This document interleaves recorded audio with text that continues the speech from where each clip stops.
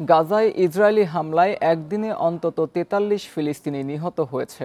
উপত্যকাটিতে স্থল অভিযান সম্প্রসারণ করতে যাচ্ছে ইসরায়েল। সে কারণে গাজায় বড় পরিসরে রিজার্ভ সেনা মোতায়েনের প্রস্তুতি নিচ্ছে আইডিএফ। শুক্রবার এক প্রতিবেদনে এ তথ্য জানিয়েছে ইসরায়েলি এক সংবাদ মাধ্যম। বান্ডেল থাকলে প্রতি সেনমানিতে টাকা বাঁচবে। বিকাশ সেনমানি বান্ডেল কিনে জিতুন প্রতি লেনদেনে। এতে বলা হয়, রাফায় স্থল অভিযান অব্যাহত রেখেছে আইডিএফ সেনারা। আগামী সপ্তাহের মধ্যে গাজায় যুদ্ধবিরতির আলোচনা কোনো অগ্রগতি না হলে উপত্যকাটিতে সামরিক অভিযান জোরদার করবে ইসরায়েল। গাজায় অভিযান সম্প্রসারণের পরিকল্পনা নিয়ে শুক্রবার জ্যেষ্ঠ মন্ত্রী ও সামরিক কর্মকর্তাদের সঙ্গে বৈঠক করেন প্রধানমন্ত্রী নেতানিয়াহু।